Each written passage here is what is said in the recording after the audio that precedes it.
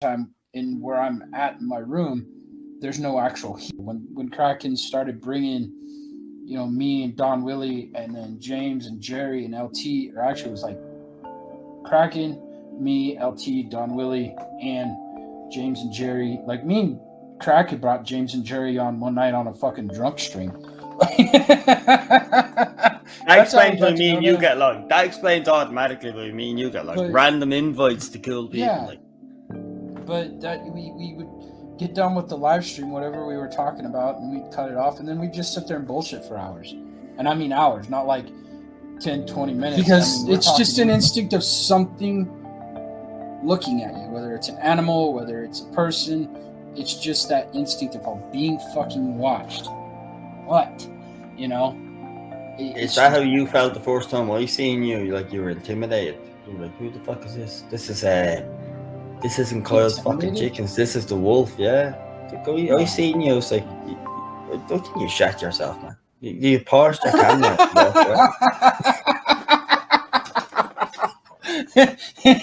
No, there was no intimidation. No. Yeah, well, I'm gonna edit that part, anyways.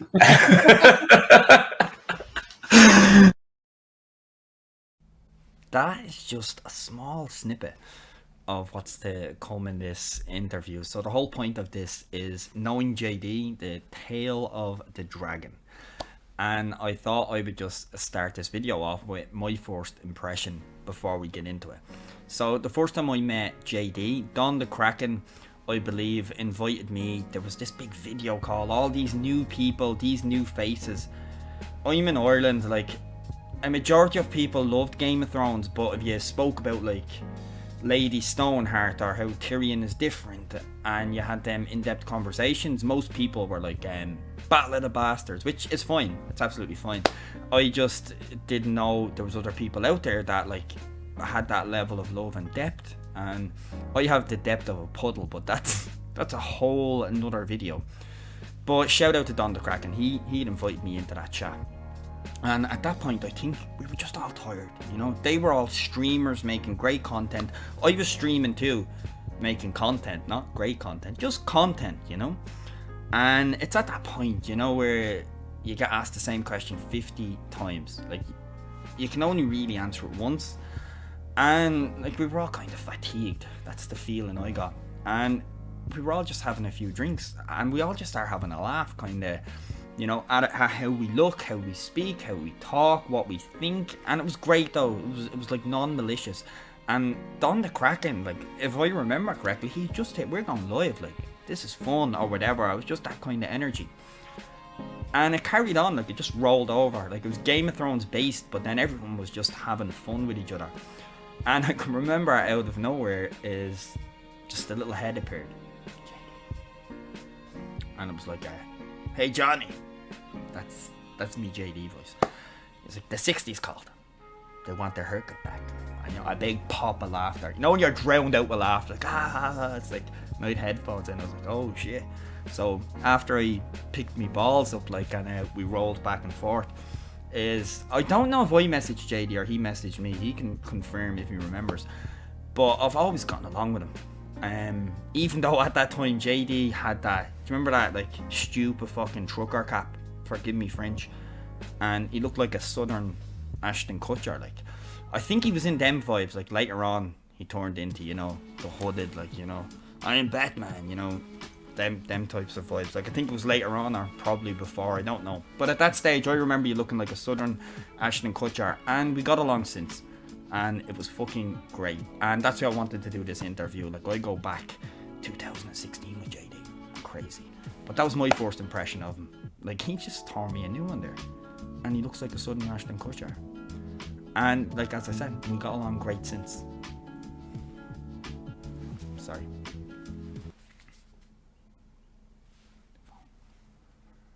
Hello? Yeah? JD. Yeah, I'm just about to post a video now. I was just telling them about the first impression. No, I didn't call you Ashton Kutcher. Why would I do that? No, JD, leave that story in. That's the best story, bro. Yeah. Where you brought the inflatable unicorn and the sausage back. Yeah. That's the best story, bro. Leave that in. You're afraid that people will judge you. Okay. They won't believe you're a dragon.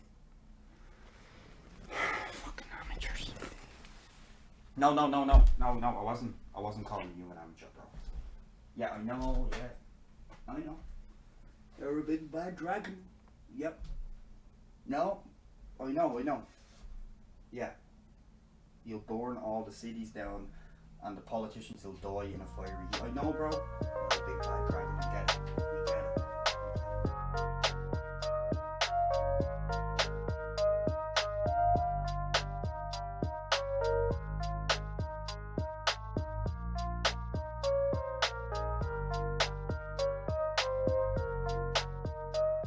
JD, 2016, from what I got from you, you absolutely do come off like Aragon. Shadow in the corner. You know what I mean? Strider. You do. Like, from my personal opinion, first time seeing you, it's like, look at this cool mystique.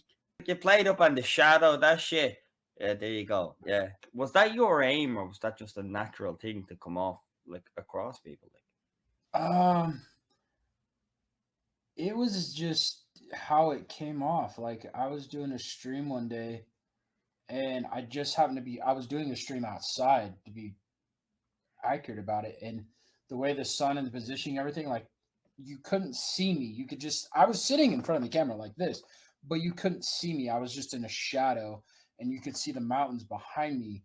And from there on, like I'd play with it, and then like during the wintertime in where I'm at in my room, there's no actual heat out here except a little wall hanging, so it gets kind of chilly. Hence the beanie on tonight because it's fucking 30 degrees outside, and I think it's like 60 in here. But I would put my hat on and just sit there like this and talk to people. Like that's all it was. And then as it grew, I just continued to do it. It just became a part of the show. JD, like, from a young age, you always hear a lot about hunting, cold mountains. Where does this mentality come from? Because that's how you do come across in the community. So I grew up in it. It's just how life was. Like when you, I mean, I grew up in a rural little itty bitty town. I mean, I have 5,000 max people around me. I did not grow up in a city. I did not grow up with a lot of people. And so money is something that is paid, it's the bills, it's whatever you need to survive. And so growing up, hunting was just a part of that survival. So you went out and you got an elk and a deer. And it started when I was 5 years old, going hunting with my grandpa and my dad and my grandpa and my grandma or my mom. And so that's just, and when my mom got remarried to my stepdad, he hunted. And so it never went away. It just different styles of hunting, going out and walking constantly throughout the woods, trying to make something move, sitting on the side of a mountainside, looking down into a canyon, hoping something moves and comes in there. And that's just, you grow up stalking, you grow up looking at tracks. What's the difference between an elk track, a deer track, a bear track, a mountain lion track, a coyote track, a rabbit track, a weasel track? And that's just how I grew up. So I honestly, it's just a part of who I am, and it will always be a part of who I am. I love it. Um, I love, and this is something that a lot of people don't understand because I've never done it. But when you go up into the mountains and it's dark, right? It's dark. There's no light except your headlights on your car. that's scary. Sorry, that sounds scary to me. You get out of your truck, you put your bag on, you throw your gun over your shoulder, you take off on a walk up in the mountains, right? And then you find where you want to go. Yeah, I do this shit in the dark. You sit down where you want to sit for that morning until the sun comes up, and you will literally listen to the world come to life. You'll hear the birds start singing. You'll hear crickets start chirping. The chipmunks and raccoons start running, or not raccoons, squirrels start running down the trees. You literally listen to the world come to life before the sun ever crests. It's just that beginning daylight, and the world will come alive. It's a feeling that describe to somebody. It's just really, really fucking cool. You would have been the young age of 5 going up a mountain like alone. Mhm. Could you see from everybody else's perspective, including my own? That's fucking crazy. As you say, Right. like you've mountain lions, you've bears. I'm Right. like how And do you predict? Like how do you predict where their tracks are, where they could actually just be there and game over? That's scary. luck of the draw, man. Honestly, it's all luck. Um, Running into a bear, I've only ran into probably 5 in my whole life while walking, and I've ran into 1 mountain lion. That's it. So you ran into one mountain lion. What age? And what happened? I was what 28, 29, and my mom dropped me off at this park. She went up the road because basically what I was trying to do was try to push something out into the open to her to take a shot at. So basically, what we call that is a dog. You're being a dog. You're going in and you're pushing. And so I went up the mountain, and where I was hunting it's flat. Then you climb 50 yards, and then it flattens back out, which we call a bench. And then you climb, and then it just kept benching, and then it goes back down off the other side. So I was like, I'm gonna go up about 3 or 4 benches, and then I'll cut across and come down. I went up 3 benches, and then I got this like the hair on my neck, the hair on my arms, everything just like stood up, and you just get that I'm being watched feeling. And so I scanned the level ground. I'm like, okay. And I went like this and went, oh shit. And there was a mountain lion up in a tree. And it was sitting there literally. It had its arms set like this and its head on its arms. And its back legs were slunk over the edge and its tail was whipping back and forth. And I went, oh, this isn't fun. So I pulled my pistol, cocked it, put it back in the holster, slid my gun off, cocked it, put it on safety, put it back on my shoulder, and I walked backwards off that bench, walked backwards off the next bench, and then when I realized it wasn't following me, turned around and walked down off the next bench. And then I walked back on the open and walked the tree line back to my mom, and I kept, doing this number. And when I got back to their truck, my mom's like, what are you doing? I'm like, well, I saw a cat up there. I'm making sure I'm not being followed because they will stalk you. And so I was just making sure I wasn't being followed because I've had one stalk me, but I never seen it. Me and my brother went hunting. I was like, 24, 25. And we were hunting in the snow, and we went up a trail, did this big loop. And when we came back to our original steps to come back down, there was mountain lion tracks in the middle of our footsteps. That's scary, man. That's fucking scary. Part of the game we play. It was a survival need for my grandparents growing up, for their parents.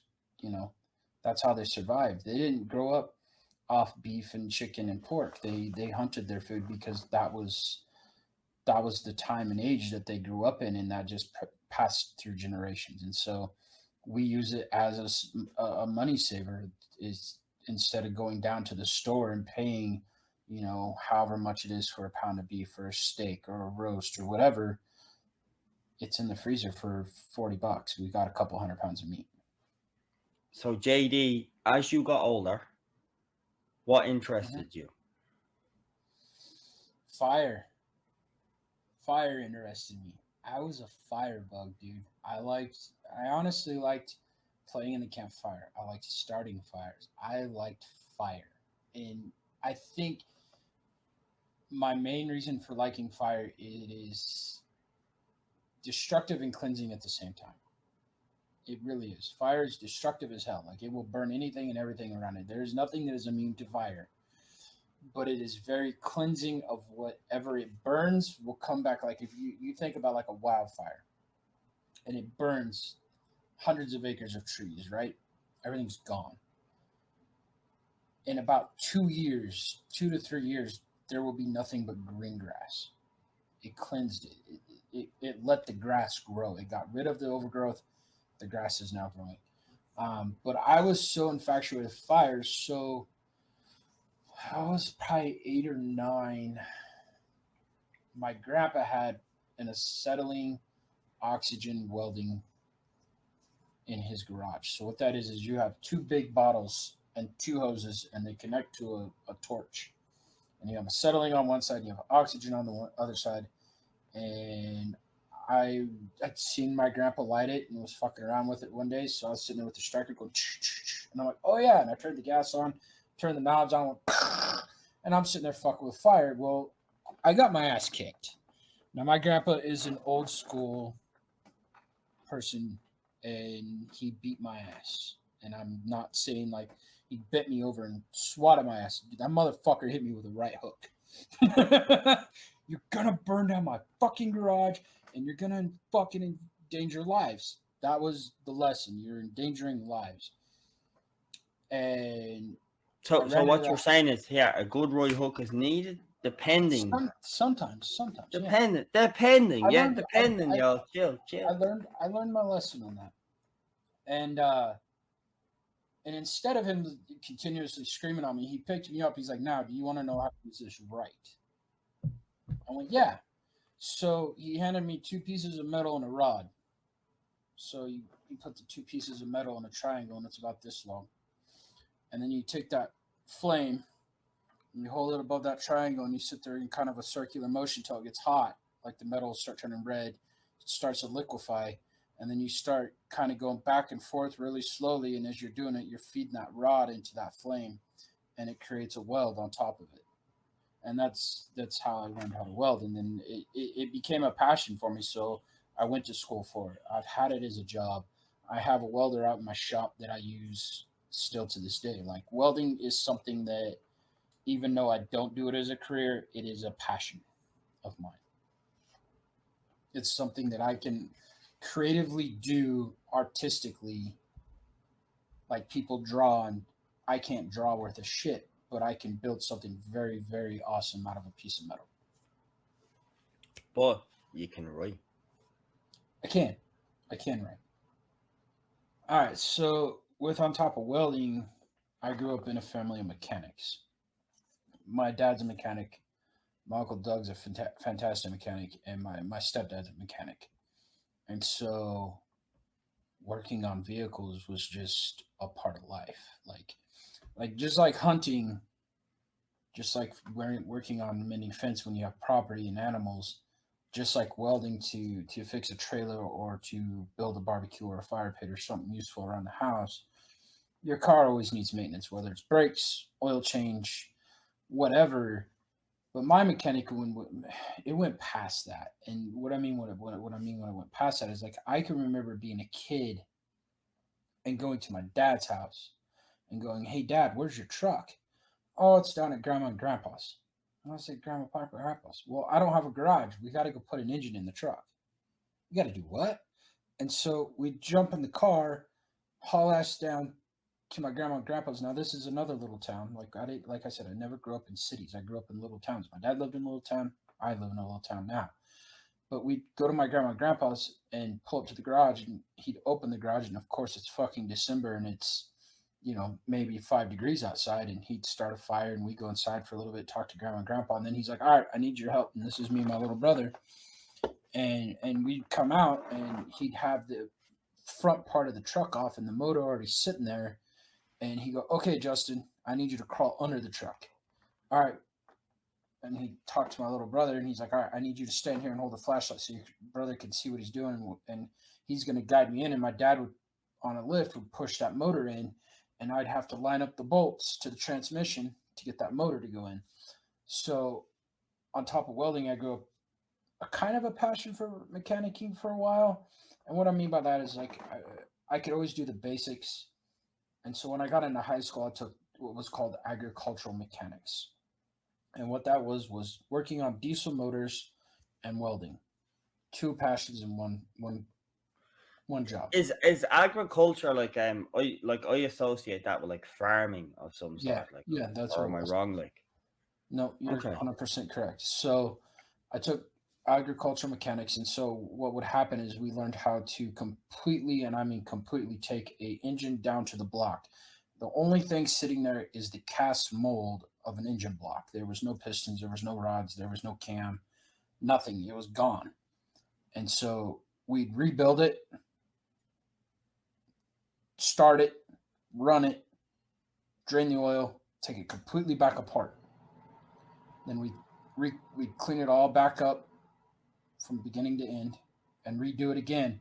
And then after you could rebuild it again, he'd start causing issues. Like one of them was one guy in his advanced class put like pop cans on the top of my valve cover, so when it went fired because the pistons couldn't get spark. So I'd have to debunk that, and then I'd come in the next day, and there'd be another issue with my truck. Like it would start, but it would sound like it'd sit there in the motor, and it just wouldn't idle right, and I'd have to tinker with the carburetor and a bunch of other shit to get it running.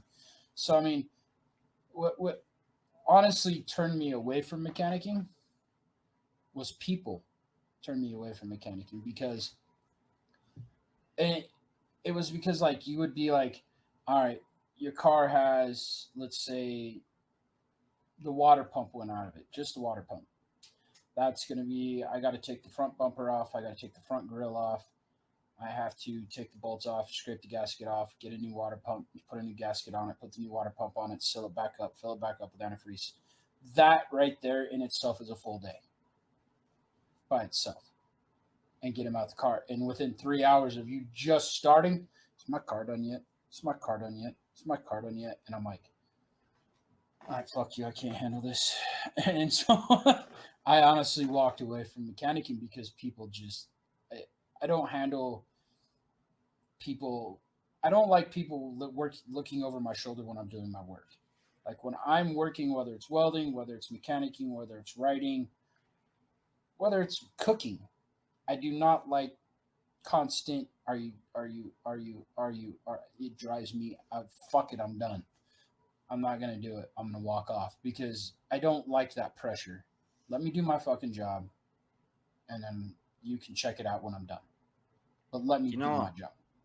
Like I relate with that perspective. It's even when I take a break working in retail or security, and I take a break and I pop the kettle on. You know, when I go for my lunch, I pop the kettle on. The kettle is in the right corner of the room. So what I do is I pop the kettle on and then I walk center and then I sit down at the table, specifically left corner of the tabletop, and just so everyone else can walk by me because I'm uncomfortable with someone standing behind me, you know, making the kettle because it's like, well, I'm sitting down, comfortable position. And it's like, you're standing up, you're probably waiting on your sandwich from the microwave, but it's like I could a weird similarity where it's like I just don't like because now I'm paranoid. It's like just sit down or something, like sit down somewhere. So I sit at the corner of the table, just hoping they sit at the mid table. So I relate to you know where it's like it's just a weird thing, isn't it? I don't like someone standing over me. Like, I'm with you. So when I my first welding job, I worked for a company that built mining fans, whether it was a coal mine, a salt mine, a uranium, whatever. If they went underground, we built the fan for it, so it pushed oxygen through the mine. And so I'd have my hood on, sitting on my chair, and I'd be sitting there just going, shh, just fucking burning rod. And then I just stop, put my helmet up. Can I help you? And there'd be somebody. I knew there was somebody standing. Like I could feel them. I'm like, can I help you? Oh, I'm just watching. I'm like, can you fuck off and leave me alone? I got a job to do. Like that's driving me fucking nuts. It just is something I've never been comfortable with. Even when I was in school, and teachers would be like, you'd be taking a test, right? And you're sitting there taking your test, and the next thing you know, there's a teacher right here, and you're like, what? You know, like I'm not fucking cheating. My focus is here on my paper. What the fuck you doing looking over my shoulder? Like it drives me insane. And so I would snap on people. Like I've pushed people into a corner because of it, because it drives me completely fucking bonkers. Like I don't like people looking over my shoulder and looking at what I'm doing. If you want to see what I've done, that's fine, but let me do it first. Do you think that's a part though of your psychology? We are all individuals in our psychology, so it's just questions where it's like, see that same pickup you could get, you know, when you felt a cat could see you, you know, and a cat that could mangle you, and your hair stood up on your like back of your neck, where you just knew without even seeing, you just knew.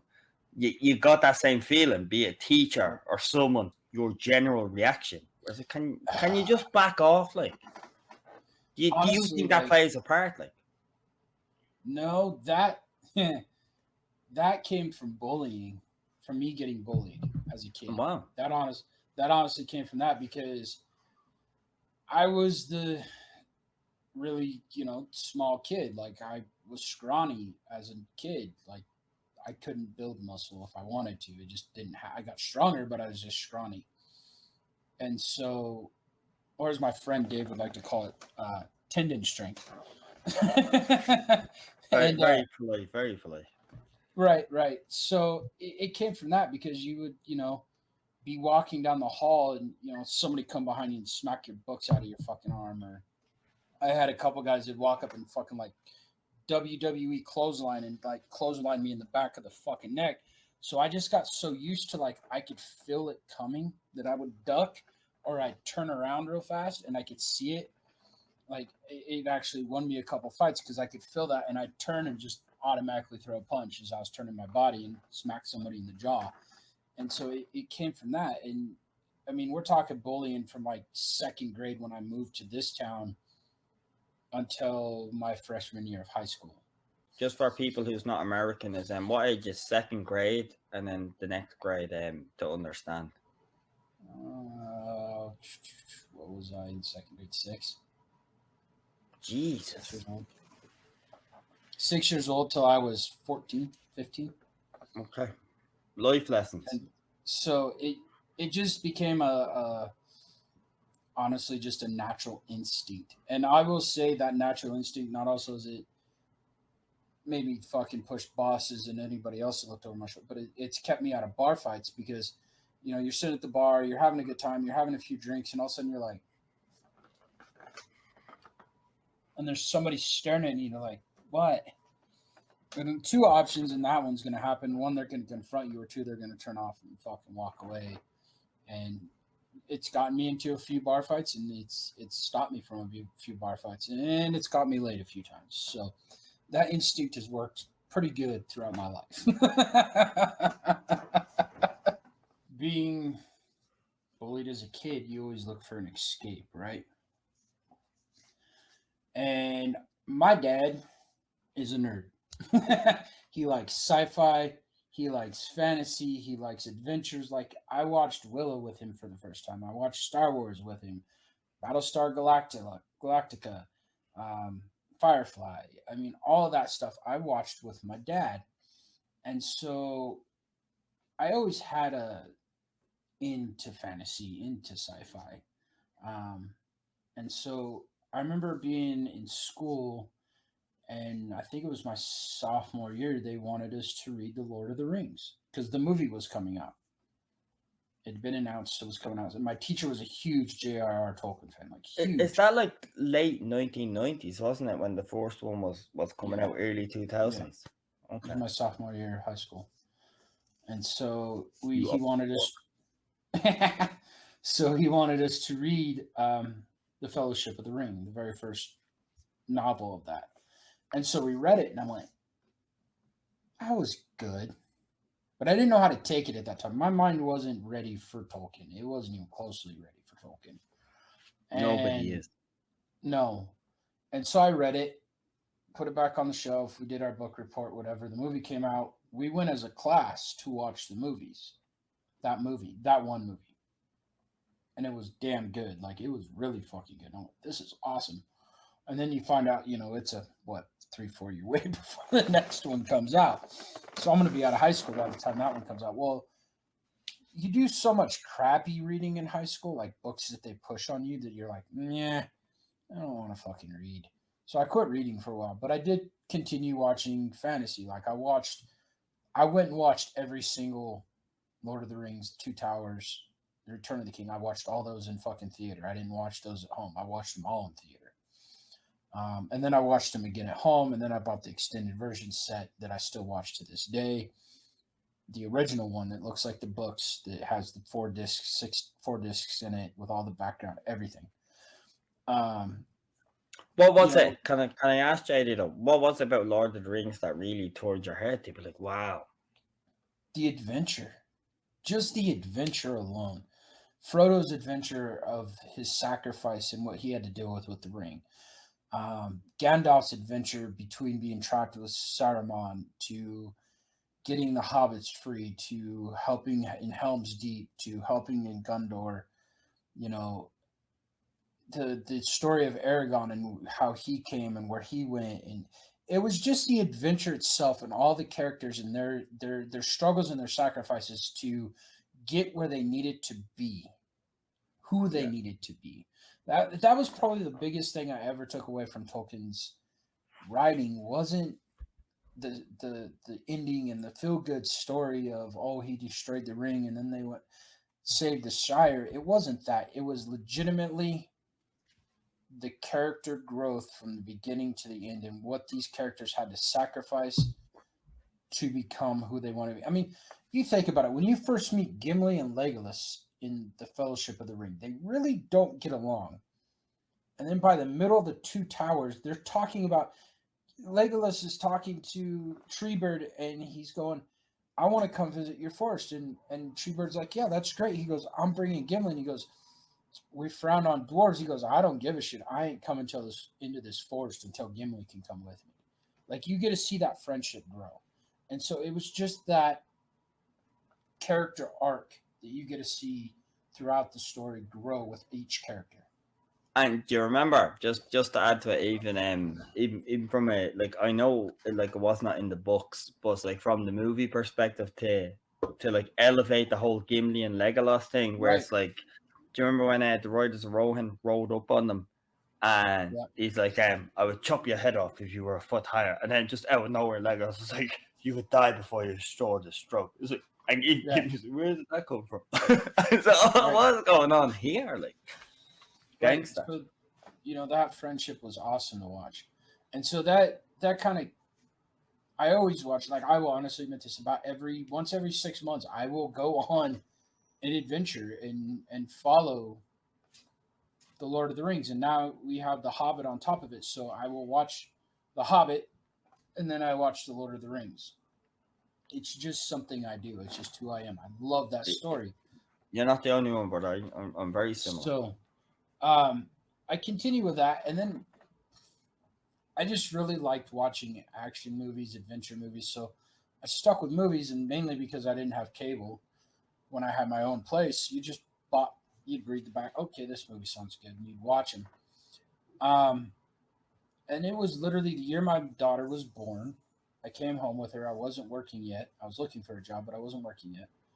And my brother used to get Entertainment Weekly. And I'm flipping through it one day on the toilet. And I come across Sean Bean as Eddard Stark, and he's standing there with ice in his hands. And I'm like, what's this? So I read the article, and it comes out, I don't remember what day season 1 started, but it came out at this time at 7 o'clock. I'm like, 2011 or something, wasn't it? Yeah. So I'm like, sweet. And so I watched the first episode, and I went, okay, this is going to be a good show. So I watched the full season. I went, that was great. Now what? And so I Googled it, and I found out it's based on a series of books by George R. R. Martin. That next year is when A Dance of Dragons comes out, book 5. And I'm like, my mom's like, well, what do you want for your birthday? I said, I want this book series. And so I got all 5 books for my birthday.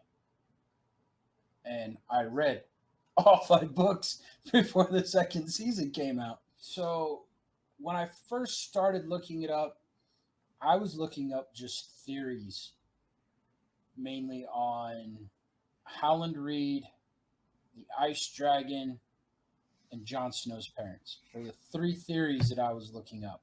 Wasn't much on Howland Reed, a little bit on the Ice Dragon, a lot on Jon Snow. Jon Snow is extremely popular of who he actually belonged to, which in my mind, when I read the books, I was like, he's a fucking Targaryen. The second I read those books, I'm like, he is Rhaegar and Lyanna's child. And it's not a kidnapping and a rape. These two left the tournament together. He is fulfilling this prophecy of the prince to be promised. That is what he's doing. And so I've had that theory in my head since the day it fucking came out. In the books. Well, I read it. As a Baratheon fan, I thought Rhaegar was a piece of shit. Yeah, it is what it is. My sorry. my judgment was completely wrong, apparently. Well, Lyanna didn't want shit to do with a fucking whore-bearing man, so she went with the Targaryen and went and had his kid. So there's Clipped. Well, Lyanna didn't want shit to do with a fucking whore-bearing man, so she went with the Targaryen and went and had his kids. So I was looking up a lot of theories, and I was traveling an hour and a half to go to work, so I would actually hook my phone to my stereo and listen to theories, and that's when I first came across Tony Teflon. And the first theory I watched by him was the ice dragon, and I went, dude, there's a fucking ice dragon. And I put an exclamation mark and hit send, and that was the end of that. And I didn't think anything of it after that. And I got an apartment closer to my job, so I was only 10 minutes away from work. And I started talking to Don the Kraken Witt through Google Hangouts after commenting on one of his videos. And I think it was Greyjoy. It wasn't Balon, it wasn't Euron. Victorian.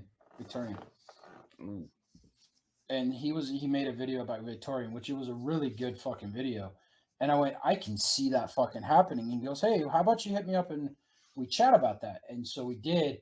And that's when we started talking about doing videos together after about 2 or 3 weeks of talking.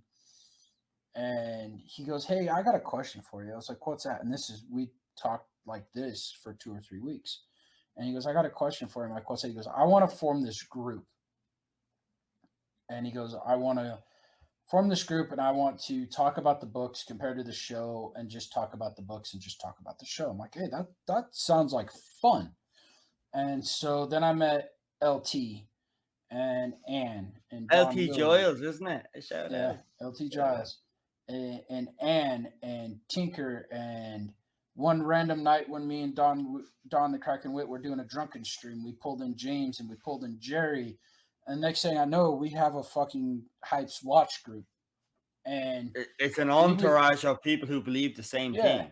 Yeah, it's not even believe the same thing. It was just people that had read the books, watched the show, and we had extreme knowledge about what we were talking about. Like, we weren't pulling shit out of our ass. It wasn't other stuff from other channels. It was our actual thoughts, our actual intellect coming out. And so he formed this group. And so we created it and we called it the Hypes Watch. And we rolled with it. Now, I didn't have cable, so I couldn't start the video reviews with him for I think it was season 3 and season 4. I couldn't do. I don't think I've ever actually done. I've done end of season reviews with him because I'd go get the DVD box set when it came out, binge it, and then do an end of the season review with him. But I could never do an actual season review with him. 1, because I didn't have cable, and then 2, because our schedules would just never match up. Which that's just part of life. But it was fun. We got to do. I did a lot of book reviews with him. Like, we would talk about certain just chapters. There was a series that I had started, which was Sam, and we just talked about Sam's chapters. And we had a lot of fun doing that. But when you start blowing up like we did at the very beginning, a lot of hate comes with that. Absolutely. A lot. So we had a lot of people, not just in the community or not just in the chat room, but people in the community that were not happy with us and would talk a lot of shit behind our backs and jealous. We, for the most part, would brush it off. We would, whatever. We're gonna do our thing, man. Big R Pearson, fuck it. Yeah. There were a few times that I just had enough of people shitting. I'm like, I'm fucking done with this, and I'd walk away for a little bit, and then I'd come back because somebody talked me back in. In the process of that, one night, Don Willie reached out to me. He goes, hey, Kraken's been on these channels, and James has been on these channels, and Jerry's been on these channels. Me and you aren't asked to go on these channels. How about we start a group called the Rogue Watchers? I'm like, that sounds like fucking fun. Let's do it. And then we would talk about everything but Game of Thrones. So we talked about Daredevil. We talked about Jessica Jones. We had a Super Bowl stream. Like we talked about everything but Game of Thrones. I think we actually ended up doing one Game of Thrones discussion on the channel, but we just talked about everything but. And it was a brotherhood, and I love those guys, and Anne and Tinker and Christina and AK and anybody that was ever involved with us. I've been on with Tony Teflon a lot. I love those people. They're great people. That's how I met everybody that I know in this community, was through that shit. You included, Pete, DJ, met everybody through this. It's just been a wonderful, wonderful experience to meet people that have a like-minded ship in a story, and then you can find more like-minded shit when it comes to like J.R. Tolkien or Robert Jordan or anybody other. There's a lot of books, Brandon Sanderson, where you can connect with people and just have a discussion on that. And it's a lot of fun to have those discussions. I really do enjoy it. So Can I add to JD's point? Like, this is JD's story, but I am currently reading The Wheel of Time because of you. So that's the best compliment I can give you. There were points, don't get me wrong, that when it came to not the chat, but the content creators, Mhm. I've had some back and forth with some people.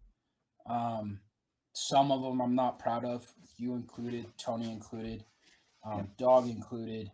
But there were some where I was standing up not just for me. I was standing up for my brothers included. And that's something that, even though like I did get pulled aside and you shouldn't have done that and this and that, and I went, yeah, you're right, I probably shouldn't have, but I did, and I'm very proud of it.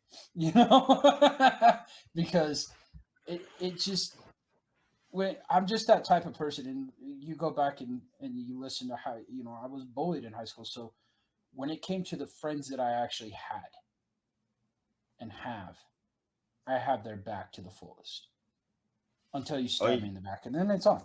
But if I have your back, I have your back. I mean, I've went to bat for people that I just thought were cool. There would be somebody fucking with them, and I'd be like, hey, you know what, knock your shit off, and well, fuck you too, and then we'd get in this huge, and I'd fucking, you know what, and I'd just create a video and I'd send them the link, like, this is what I think. Living proof. You did that to me. Yeah. For the record. You did that. So of course, help him. I believe everything he's saying. But it just, I believe you. If they were good friends of mine, or if they were close friends of mine, or even if they were acquaintances of mine, and I thought they were good people and they were honest people, I had no problem having their back. And like I said, I've met some really cool people through this, and I have a lot of respect for a lot of people that, I don't know if I'll ever meet any of them personally face to face, but I can have conversations like this with people and just talk to people. Like, AK is my sister, and the reason AK is my sister is because me and her have sat down and late at night drinking beer, rum, or whiskey, or whatever the fuck we're drinking, and just have conversations and get to know each other and realize, you know what, this is a good person to have in my life. And DJ is one of them. You're one of them. The Hypes Watch one of them. Tony's one of them. So I mean, yeah, it's just been one of those experiences that a lot of people look at and kind of scoff at, and I go, you know what, don't knock it, because you've never had these deep conversations with these people that I've never actually had with some of the people that are in my life that I see on a daily basis. So JD, what I ask you is some powerful statements. Let me tell you, is what I would ask you is what would be your tips? For someone, let's say someone like you, but they're coming up now with House of the Dragon, or they're coming up with Rings of Power, or whatever shows. Like, what advice would you give them as somebody who's come up through a different generation? Like what would you tell them? Not tell them, but what would you advise Suggest them? Yeah, like what honestly, would you say to them? Have fun, enjoy what you're doing. Fuck the haters. Period. Like, don't brush them off. If you don't want their comment on your fucking video, delete that shit. Read it, let it go. Like, You'll never see these people in real life. Most of them are keyboard warriors. Just let it go because it's not worth your fucking time or your effort. I am living proof that I've put too much time and effort into some of that bullshit.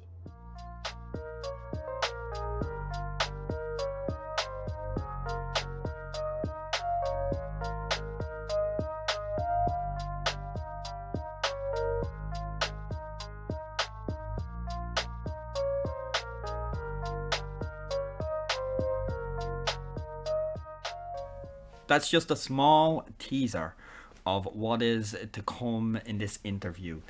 Knowing JD, the tale of the dragon. I thought I would start it off with my first impression of JD. So when we crossed, I believe Don the Kraken, I'd crossed paths with Don the Kraken, and shout out to him. He opened up a big video call and brought all of us in.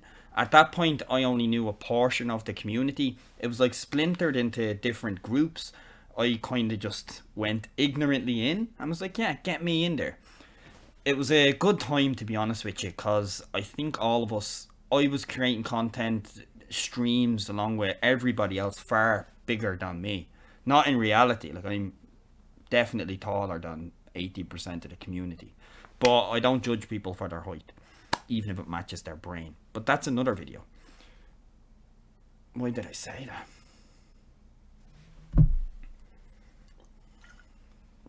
I can't help myself. Now I have to start that whole fucking intro again.